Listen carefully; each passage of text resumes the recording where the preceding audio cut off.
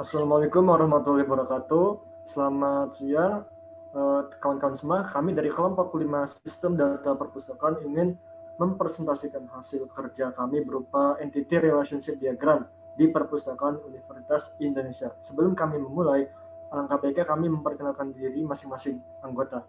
Saya Muhammad Renat Arman dengan NIM 071911633089.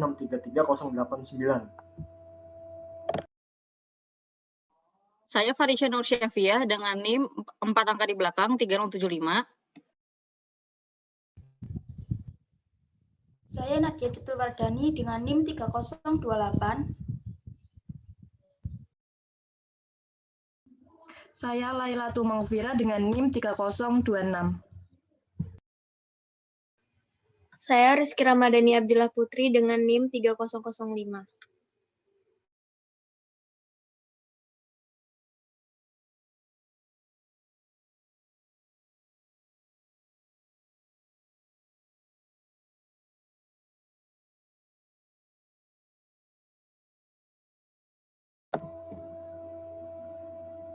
Oke, jadi di sini kami ingin mempresentasikan entity relationship diagram di Perpustakaan Universitas Indonesia.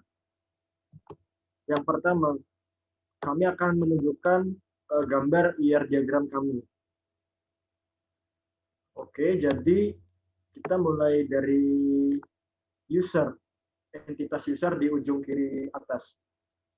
Nah, user itu sebagai entitas. Entitas itu adalah suatu hal yang nyata yang karakternya itu fisik, terlihat secara fisik, wujudnya tidak bayangan alias nampak eksplisit gitu loh. Di sini user sebagai entitas mempunyai atribut ID user, nama dan alamat. Yang mana sebagai primary key? ID user itu sebagai primary key karena user itu punya suatu kunci utama yang unik yang harus menjadi pembeda dari user lainnya. Nah, selanjutnya kita ke bawah, user didaftari oleh dosen dan mahasiswa. Di situ kita bisa melihat relasi berupa didaftari. Nah, didaftari itu mempunyai atribut ID dosen, name, dan tanggal. Nah, ID dosen dan name itu sebagai candidate key. Nah, selanjutnya kita ke entitas dosen dan mahasiswa. Mahasiswa mempunyai atribut name, nama, alamat, telepon, hobi, tanggal lahir, dan usia. Di situ kita bisa melihat atributnya banyak dan ada karakteristik masing-masing. Yang di situ ada hobi. Hobi itu kita bisa lihat ada dua oval gitu. Itu artinya adalah atribut multi value, di mana satu mahasiswa pasti memiliki beberapa hobi yang digemarinya. Nah, terus di situ juga ada usia. Usia itu masuk atribut derivatif, artinya atribut yang diturunkan dari atribut lainnya. Atribut lain yang dimaksud adalah tanggal lahir. Jadi usia itu atributnya bisa didefinisikan karena adanya tanggal lahir. Nah, selanjutnya kita ke entitas dosen. Dosen memiliki atribut ID dosen sebagai primary key, terus nama, telepon, dan alamat.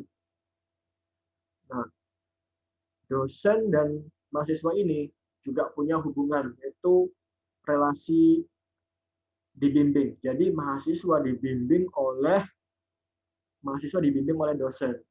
Bimbing ini mempunyai atribut berupa ID dosen, name, dan tanggal. Tanggal yang dimaksud adalah tanggal dibimbing. Nah, selanjutnya sebelumnya ID dosen dan NIM itu adalah kandidat key dari relasi bimbing. Nah, selanjutnya dosen mempunyai anak. Anak itu disebut entitas lemah. Artinya entitas yang bergantung di entitas kuat, yaitu dosen. Nah, di dosen di dosen mempunyai atribut ID dosen, nama, telepon, dan alamat. Mempunyai anak.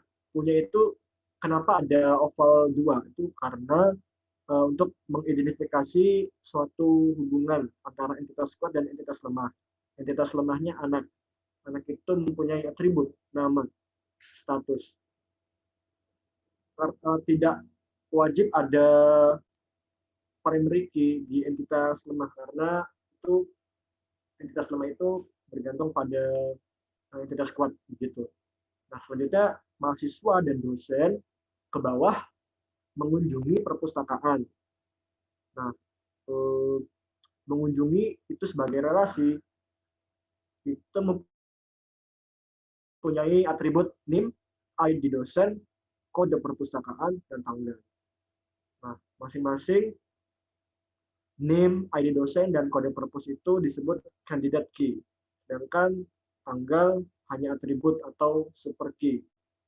Nah, selanjutnya perpustakaan sebagai entitas itu mempunyai juga atribut kode perpustakaan sebagai primary key, lalu nama dan alamat perpustakaan sebagai super key dari perpustakaan. Nah, hubungannya user didaftari oleh dosen itu one to one. Karena satu dosen hanya bisa mendaftar sebagai user satu user saja. Sebaliknya mahasiswa juga sama. Mahasiswa hanya bisa mendaftar sebagai user one to one. Artinya satu mahasiswa mendaftar sebagai satu user.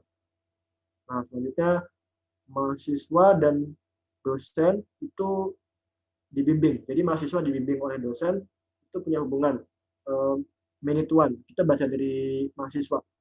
Banyak mahasiswa yang dibimbing oleh satu dosen. Sebaliknya satu dosen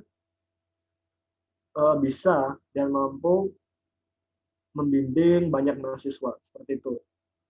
Kemudian di dosen itu mempunyai key constraint one to many, mempunyai anak. Artinya apa? Karena itu satu dosen bisa punya beberapa. Nah, sebaliknya banyak anak itu bisa dimiliki oleh satu dosen. Makanya hubungannya one to many. Selanjutnya kita ke dosen dan mahasiswa mengunjungi perpustakaan. Itu hubungannya many to one. Karena banyak dosen dan banyak mahasiswa bisa mengunjungi satu perpustakaan saja. Gitu. Oke.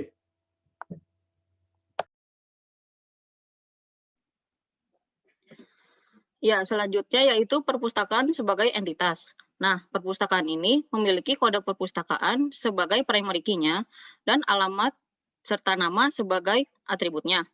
Lalu, perpustakaan ini dikelola oleh pekerja yang terdiri dari manajer dan pustakawan.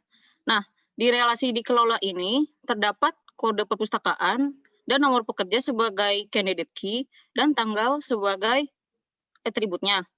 Lalu, di entitas pekerja terdapat nomor pekerja sebagai primary key dan status sebagai atributnya. Lalu beralih ke manajer yang terdapat ID manager sebagai primary key-nya, lalu ada nama, alamat, dan telepon yang berfungsi sebagai atributnya.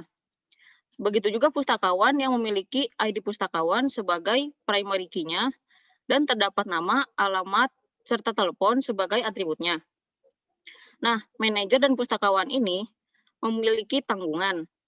Di relasi punya ini terdapat kode tanggungan, ID manager, dan ID pustakawan sebagai candidate key-nya dan tahun sebagai atributnya. Lalu, nah, di entitas tanggungan sendiri terdapat kode tanggungan sebagai primary key-nya dan jenis tanggungan serta nama tanggungan sebagai atributnya. Saya akan menjelaskan relasi yang terjadi di antara perpustakaan yang dikelola oleh pekerja yang terdiri dari pustakawan dan manajer. Nah, perpustakaan dan pekerja ini memiliki relasi one to many karena satu perpustakaan itu dapat dikelola oleh banyak pekerja. Sementara itu, manajer dan pustakawan memiliki banyak tanggungan atau relasinya dapat disebut sebagai many to many karena banyak manajer dan banyak pustakawan memiliki tanggungan yang lebih dari satu atau banyak. Ya.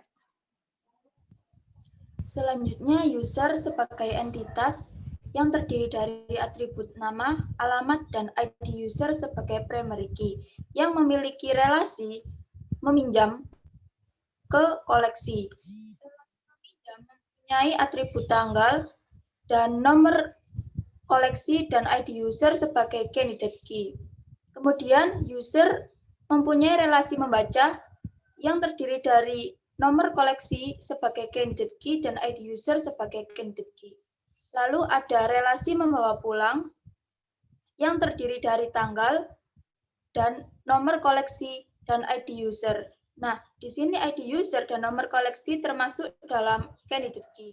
Yang terakhir yaitu mengunjungi, relasi mengunjungi di sini mempunyai candidate key yang terdiri dari ID user dan nomor koleksi dan tanggal sebagai atribut.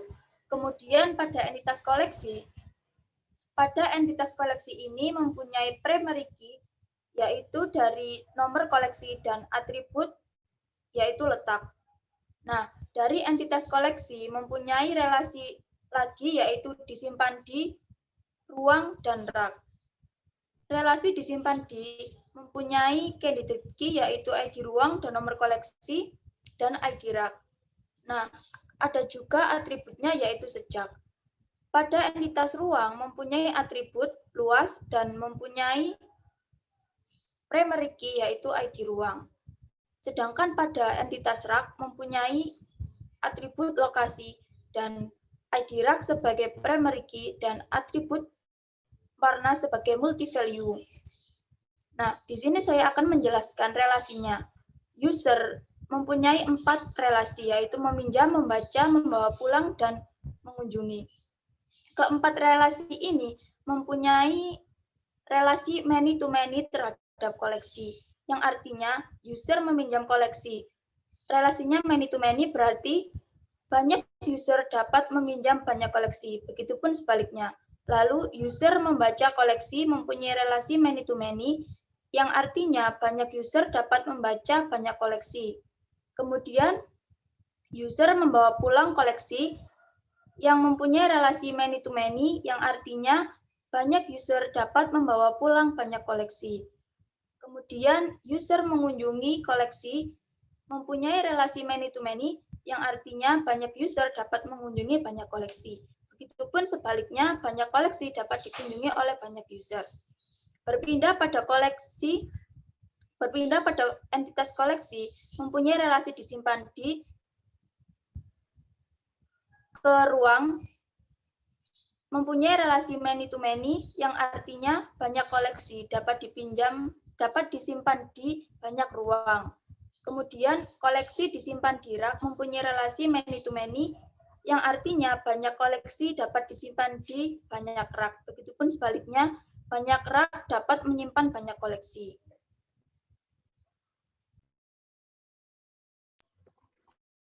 Selanjutnya yaitu koleksi di sini sebagai entitas yang memiliki atribut nomor koleksi serta letak.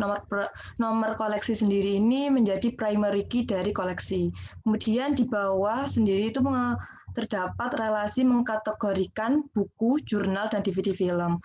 Relasi mengkategorikan ini juga memiliki kandidat key yang dimana memiliki atribut nomor koleksi, nomor jurnal, nomor DVD film, ID kreator, ID penulis, serta tanggal. Kemudian di bawah relasi mengkategorikan ini terdapat entitas buku, jurnal, dan DVD film. Di sini juga memiliki atribut seperti buku memiliki atribut ID penulis, nomor buku, jenis. Jenis ini dapat berkembang lagi menjadi judul, tahun, dan eksemplar. Kemudian pada entitas jurnal terdapat atribut nomor jurnal, ID penulis, serta jenis. Jenis juga di sini juga dapat berkembang lagi menjadi tahun, jumlah kopi, dan judul. Kemudian pada entitas DVD film, di sini terdapat atribut nomor DVD film, ID kreator, serta jenis. Jenis ini berkembang juga menjadi stok, genre, dan tahun, dan judul. Kenapa jenis ini dapat berkembang lagi menjadi bercabang, yaitu karena jenis ini termasuk ke dalam atribut komposit, yang dimana merupakan atribut yang dapat diuraikan lagi menjadi sub-sub atribut yang dapat yang masing-masing memiliki makna. Kemudian di bawah buku, jurnal, DVD film ini terdapat relasi yang menghubungkan ke pustakawan. Relasi verifikasi ini mempunyai atribut atau kandidat key seperti ID pustakawan, nomor buku, nomor jurnal, nomor DVD film, ID kreator, ID penulis, serta tanggal. Kemudian pada pustakawan juga memiliki atribut seperti ID pustakawan, alamat, dan nama. ID pustakawan ini sebagai primary key dari pustakawan. Kemudian relasi dari koleksi mengkategorikan buku, jurnal, DVD film ini memiliki key constraint yang mana koleksi terhadap mengkategorikan buku ini one to many, koleksi mengkategorikan jurnal one to many, dan koleksi mengkategorikan DVD film one to many, di mana sebuah koleksi dapat mengkategorikan banyak buku, sebuah koleksi dapat mengkategorikan banyak jurnal, kemudian sebuah koleksi dapat mengkategorikan banyak DVD. Kemudian key constraint untuk buku, jurnal, DVD film diverifikasi oleh pustakawan ini yaitu buku diverifikasi oleh pustakawan ini many to many, yang dimana banyak buku dapat diverifikasi oleh banyak pustakawan. Kemudian jurnal diverifikasi oleh pustakawan ini many to many juga, banyak jurnal dapat diverifikasi oleh banyak pustakawan. Selanjutnya yaitu key constraint dari DVD film ini many to many juga, karena banyak DVD film dapat diverifikasi oleh banyak pustakawan.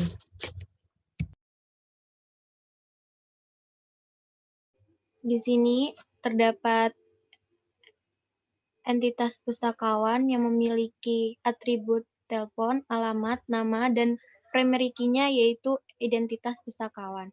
Memiliki sebuah relasi yaitu dengan kandidat key-nya, identitas pustakawan, nomor buku, kode milik, nomor jurnal, nomor data, tanggal kembali, denda, tanggal peminjam, ID kreator, dan ID penulis. Di sini terdapat atribut turunan yaitu denda dari atribut tanggal peminjam dan tanggal kembali, yang mana atribut denda ini bisa dilihat dari tanggal peminjam dan tanggal kembali. Jadi atribut denda ini merupakan turunan dari atribut tersebut. Terus terdapat entitas data penyimpanan peminjam yang memiliki kandidat key yaitu nomor data, nomor buku, nomor jurnal, ID kreator, ID penulis, nama peminjam, paraf, kode data peminjam, dan ID user, yang mana primary key-nya yaitu kode data peminjam. Relasi antara pustakawan dengan data penyimpanan peminjam yaitu many to many, yang mana beberapa pustakawan memiliki banyak data penyimpanan peminjam. Pada tabel user ini, user di sini sebagai mahasiswa. Tabel user terdiri dari ID user sebagai primary key dan nama sebagai atribut dan alamat. Kemudian menuju tabel meminjam, membaca, membawa pulang, dan mengunjungi. ID user di sini juga sebagai primary key dan ada nomor koleksi sebagai foreign key dan ada tanggal sebagai atribut. Kemudian menuju tabel koleksi. Pada tabel koleksi di sini nomor koleksi sebagai primary key dan letak sebagai atribut.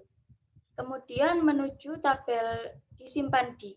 Di sini nomor koleksi sebagai foreign key dan ID ruang sebagai primary key, ID rak sebagai primary key dan sejak sebagai atribut.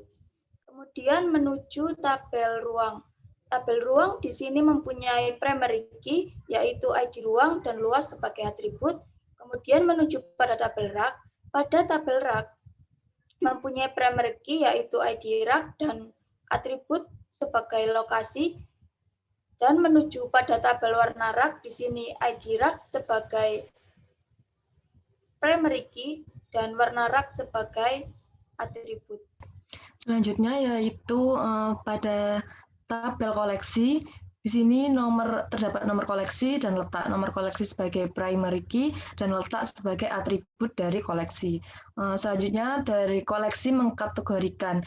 Nah, di bawah sendiri tabel mengkategorikan ini terdapat kandidat key yang dimana ada nomor koleksi, nomor buku, nomor jurnal, nomor DVD film, ID penulis buku, ID penulis jurnal, ID kreator DVD film, dan tanggal. Yang menjadi primary key di sini yaitu nomor koleksi. Dan yang selanjutnya yaitu tabel selanjutnya yaitu pada tabel buku ini terdapat atribut dari buku yaitu nomor buku, ID penulis buku, judul buku, tahun, dan eksemplar. Nomor buku ini sebagai primary key dan judul buku, tahun, eksemplar ini termasuk jenis dari buku. Kemudian tabel jurnal yaitu terdapat atribut nomor jurnal, ID penulis jurnal, dan jenis jurnal yang terdiri dari judul jurnal, tahun, dan jumlah kopi. Nomor jurnal di sini sebagai primary key dari jurnal. Kemudian pada tabel DVD film terdapat atribut seperti nomor DVD film, ID kreator DVD film, serta jenis dari DVD film yang dimana ada judul DVD film, genre, tahun, dan stok. Nomor DVD film atau NOD ini menjadi primary key dari DVD film. Kemudian pada tabel verifikasi terdapat kandidat key yang dimana ada ID pustakawan, nomor buku, nomor jurnal, nomor DVD film, nomor ID penulis buku, ID penulis jurnal, ID kreator DVD film, dan tanggal.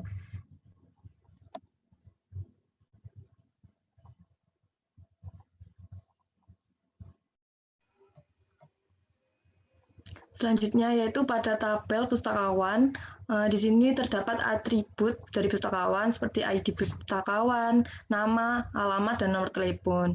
ID pustakawan ini sebagai primary key. Kenapa tabel pustakawan di sini? Yaitu tabel pustakawan ini memverifikasi buku, jurnal, dan DVD film.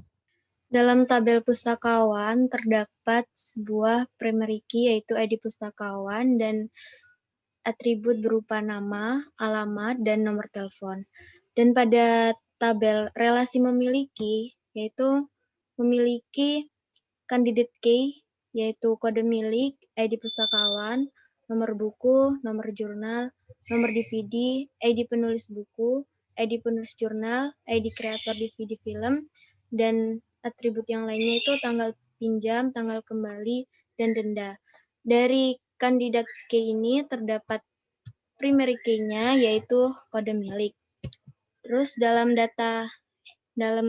tabel data penyimpanan peminjam terdapat kandidat key yaitu dari ID user, kode data peminjam, nomor buku, nomor jurnal, nomor DVD, ID penulis buku, ID penulis jurnal, ID kreator DVD film, dan atributnya yaitu nama peminjam dan paraf. Dari kandidat key ini ada primary key-nya yaitu kode data peminjam. Di sini ada sebuah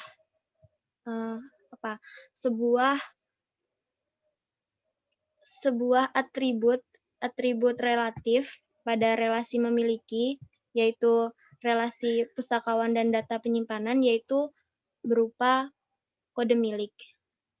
Dalam tabel detail memiliki ini terdapat tambahan yaitu atribut alternatif yang mana di sini memiliki ini terdapat atribut alternatif yaitu kode milik, merupakan milik dari pustakawan dan data penyimpanan. Oke, jadi di sini kalian bisa lihat ada tabel user dan tabel user dosen. Jadi ada dua tabel user, yaitu tabel user mahasiswa dan tabel user dosen. Ini kita memiliki tabel user mahasiswa terlebih dahulu. Ada atribut ID user, nama, alamat. Yang jadi primary key-nya adalah ID user, karena primary key itu sebagai pembeda antara entitas satu dengan entitas lainnya. Artinya primary key juga harus unik, dan syaratnya adalah cuma ada satu primary key dalam satu tabel. Nah, primary key ini juga nggak boleh kosong atau bersifat not null. Nah, terus ada tabel user dosen. ID usernya sebagai primary key, nama dan alamat sebagai atribut, atau juga bisa disebut sebagai super key. Super key itu apa? Super key itu adalah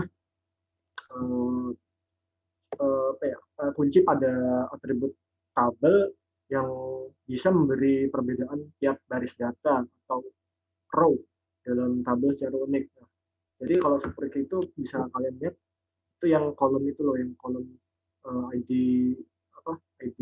dosen, kode dosen, nama, ID user dosen, nama dan alamat itu sebagai super key. Menjadi primary key itu yang punya underline, yaitu ID user. Di sini tabel user lanjut ke bawah didaftari oleh mahasiswa. Nah, tabel didaftari ini sebagai relasi, oleh karenanya ID user, name, tanggal itu sebagai kandidat key. Artinya kandidat key itu yang ada pada suatu relasi, dan tanggalnya itu sebagai super key. Jadi bila didefinisikan dan dibedakan, super key dan kandidat key itu dua hal yang berbeda. Kalau super key itu jumlahnya lebih banyak dalam satu tabel daripada kandidat key. Nah, karena user di sini mahasiswa, jadi dalam kandidat key ini tuh kan ada dua. Kandidat key itu dipecah lagi, hanya boleh ada satu yang menjadi primary key, yaitu ID user. Nah, name-nya itu sebagai alternative key, artinya alternatif itu kandidat key yang tidak kepilih sebagai primary key. Nah, selanjutnya tabel mahasiswa. Itu bisa kalian lihat semua, ada atribut name, nama, tanggal lahir, usia, alamat, nomor telepon. Name itu sebagai foreign key kalau dihubungkan. Nah, kalau nggak dihubungkan itu sebagai primary key. Karena ini dihubungkan dengan relasi didaftari, maka name itu sebagai foreign key-nya. Nah, di situ bisa kalian lihat mahasiswa juga ada tabel hobi mahasiswa di bawahnya, karena hobi itu sebagai atribut multi value, makanya dipecah lagi menjadi tabel sendiri. Tabel hobi mahasiswa itu ada name dan hobi. Habis itu dosen juga sama, di situ user dosen didaftari oleh dosen. Nah, selanjutnya tabel bimbing. Kaitannya di sini adalah mahasiswa dibimbing oleh dosen. Nah, tabel bimbing ini sebagai tabel relasi, di mana name, ID dosen sebagai atribut yang punya ciri kandidat key. Tanggal bimbing itu sebagai atribut. Kalau dijumlahkan, maka name, ID dosen, dan tanggal bimbing itu sebagai super key. Nah, seperti itu yang tadi saya bilang adalah suatu kolom itu yang mempunyai banyak set atribut yang membedakan isi dalam tabel itu. Jadi di situ NIM-nya ada berbeda tuh, yang baris ke-1, baris kedua, baris ketiga. Itu yang membedakan. Selanjutnya kita bisa lihat tabel kunjungi.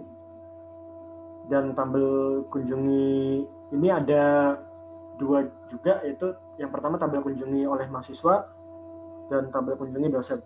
Nah, entitas yang menjadi objek adalah tabel perpustakaan. Jadi mahasiswa dan dosen sama-sama mengunjungi perpustakaan. Tabel kunjung ini sebagai relasi mempunyai atribut NIM, kode perpus, tanggal kunjung sebagai super key-nya. Nah, yang menjadi kandidat key adalah NIM dan kode perpus. Begitu juga dengan tabel kunjungi dosen di sebelah kanan. Nah, yang terakhir adalah tabel perpustakaan sebagai tabel entitas. Di sini tabelnya adalah mempunyai atribut kode perpustakaan, nama, alamat itu sebagai super key-nya. Nah, yang menjadi kode perpus yang menjadi foreign key adalah kode perpus karena ini dihubungkan oleh relasi kunjungi mahasiswa. Nah, kalau nggak dihubungkan ya menjadi primary key. Nah, di sini kita bisa lihat tabel perpustakaan. Karena kami mengambil Universitas Indonesia, maka hanya ada 2 cabang.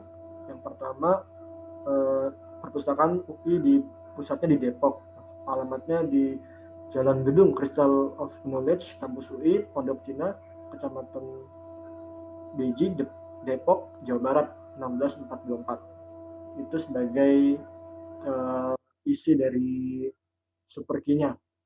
Selanjutnya ada nama perpustakaan kedua, yaitu perpustakaan FKUI. Itu alamatnya di Jalan Salemba Raya nomor 6, Jakarta Pusat. Dari tabel perpustakaan, kita beralih ke tabel dikelola. Nah, pada tabel dikelola ini, kode perpustakaan dan nomor perpustakaan itu berperan sebagai candidate key dan tanggal sebagai atributnya. Lalu, di bawahnya terdapat tabel pekerja dengan nomor pekerja sebagai primary key-nya dan status sebagai atributnya. Di sebelah kanan terdapat tabel pustakawan, yang mana ID pustakawan merupakan primary key-nya, sementara itu nama, alamat, dan nomor telepon merupakan atributnya. Lalu di bawah ada tabel manager, dengan ID manager sebagai primary key, kemudian terdapat nama, alamat, dan nomor telepon sebagai atributnya. Nah, berikutnya terdapat tabel pustakawan dengan ID pustakawan sebagai primary key, kemudian terdapat nama, alamat, dan nomor telepon sebagai atributnya. Lalu di bawah tabel pustakawan terdapat tabel punya sebagai relasinya. Nah, di tabel punya ini terdapat ID pustakawan dan kode tanggungan sebagai candidate key-nya dan tahun sebagai atributnya. Dari tabel punya ini terdapat entitas berupa tanggungan. Dalam tabel tanggungan ini, tanggungan pustakawan ya. Jadi terdapat kode tanggungan sebagai primary key-nya, lalu terdapat nama tanggungan dan jenis tanggungan sebagai atributnya. Di sebelah kanan terdapat tabel manager yang memiliki ID manager sebagai primary key, kemudian terdapat nama, alamat, dan nomor telepon sebagai atributnya. Di bawah tabel manager terdapat tabel punya sebagai relasi dengan ID manager dan kode tanggungan sebagai candidate key-nya dan tahun sebagai atributnya.